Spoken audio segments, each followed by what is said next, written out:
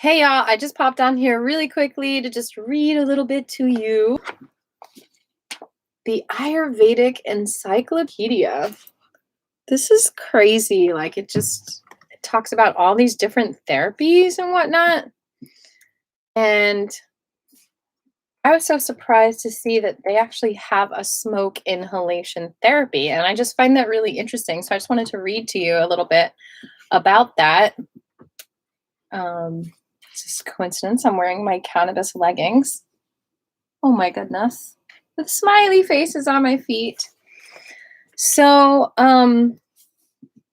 just, disclaimer, I'm not encouraging you to do this. I just think it's interesting that in different cultures, there are different things that are considered medicine. And I think that is important to talk about. Ooh, look, and it talks about all these different energetic principles of the foods, like mustard greens is pungent, bitter, hot, pungent. It stimulates, it's an expectorant. It discharges phlegm better than greens. It has a high amount of calcium, iron, vitamin A, and niacin. That's good to know. Okra is a diuretic, aphrodisiac, tonic. Interesting. So yeah, so this is a really thorough encyclopedia. I love having it in my library, and I just dropped something, but that's okay. So let's read about smoke inhalation therapy. What is this? It's called DHUMA, DHUMA. Daily use of smoke inhalation is used for cough, asthma, chronic rhinitis, voice disorders, bad smell in the nose or mouth, PALLOR. What is that? Y'all have to Google that. Hair disorders, mucus, itching, and pain. It is also used for loss of hearing, taste, or sight, stupor, hiccup, heavy head or neck pain, hemicrania, earache, eye pain, throat or jaw spasm, weak teeth or toothache, ear, eye, or nose discharges, worms, sneezing, fatigue, dull intellect, vayu or kapha diseases, and excess sleep. I mean, this is just interesting because we're always told that smoking is bad for you no matter what. So what is therapeutic about smoking? Does it explain it?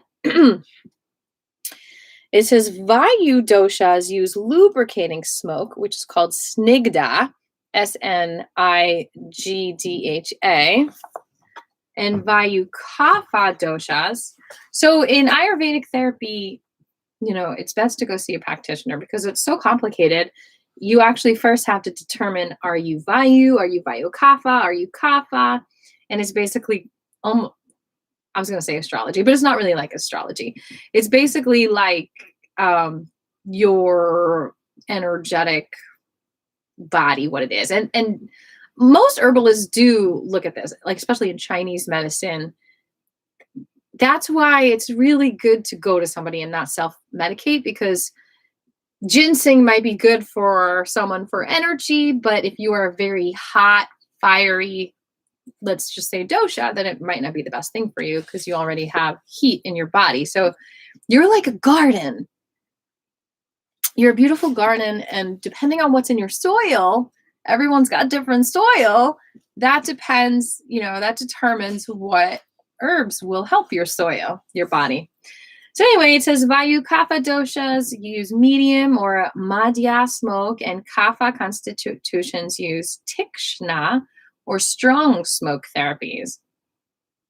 See, this is why you can't be like, well, if it's not good for me, it's not good for you, because everyone's different, Like other therapeutics discussed, the categories of smoke fall into the categories of mild, palliative, purificatory, or purgative.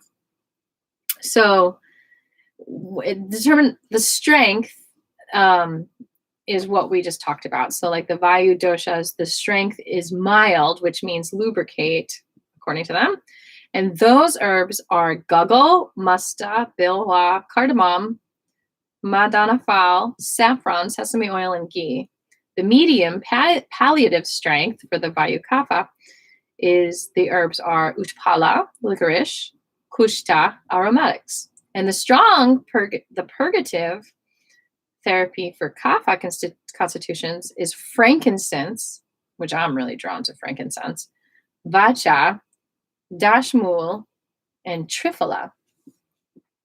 Triphala is really common herb. It's like 3 different like fruit powders, I think.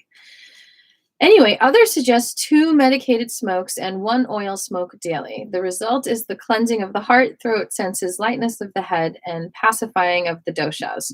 For calming the mind, sandalwood, jatamanshi, etc. are useful. I love sandalwood too. It says mild lubricating herbs are inhaled after sneezing, yawning, defecation, urination, copulation, surgery, laughing, and brushing teeth. It is done once a day. Ingredients include guggle, musta, sesame, and ghee. What does that mean? The medium herbs inhaled at the end of the night, after meals, and after nasya therapy. I don't know what nasya therapy is. It might be the oil therapy on the forehead. Inhalation is done only once a day. Herbs include licorice and naturally perfumed scents. The strong purgatives are used upon waking from sleep, after nasya, washing eyes, bathing, after vomiting. Smoke is inhaled 4 times daily. Herbs used include triphala, vacha, calamus, and frankincense. Okay, it says there's 6 forms of duma.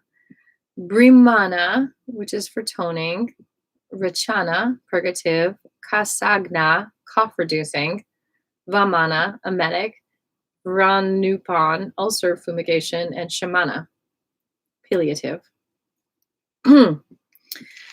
The procedure is to take 3 puffs 3 times. Some authorities suggest smoking 8 times during the day for vayu and kapha excess, after bathing, meals, vomiting, sneezing, brushing teeth, after snuff, eye salve application, and sleep. Others suggest 2 medicated smokes and 1 oil smoke daily. The result is the cleansing of the heart, throat, senses, lightness of the head, and pacifying of the doshas. Precautions. Smoke inhalation is not recommended for people who have bleeding disorders, have completed purgation therapy or enema, or who suffer from enlarged abdomen, diabetes, blindness, vayu moving upward, for example, belching, flatulence, or have just eaten fish, wine, yogurt, milk, honey, ghee, or oils, or have ingested poison, or have head injuries, anemia, and insomnia. So if you have any of those things, this smoking therapy is not recommended. Smoking at improper times results in bleeding disorders, blindness, deafness, thirst, fainting, delusions, and intoxication. Exhalation through the nose causes loss of vision. Exhale only through the mouth. Sorry, I got something in my throat. So that's interesting. So it tells you smoking is bad for you right there in those situations. So it's still got perhaps integrity with certain other beliefs. It says herbal smoke inhalation is not given until 18 years of age. Well, that's funny because there's a law. You can't buy cigarettes until you're 18. Some say after 12. Mouth gargle begins at 5. Okay. Excess or untimely smoking. So if you smoke too much, it also warns you about that. So it's interesting that like in moderation, it's a medicine, but too much, and it can cause this: deafness, blindness, dumbness, vertigo, internal hemorrhaging, antidotes using ghee, snuff, and eye salve. Cooling herbs are used for blood disorders. Rough herbs are used for kapha and pitta disorders, like cardamom, kut, and black pepper. Anyway, it goes on to like preparation of the smoke wick and the method. It's just really interesting, I think, that that we have this tool if we want it.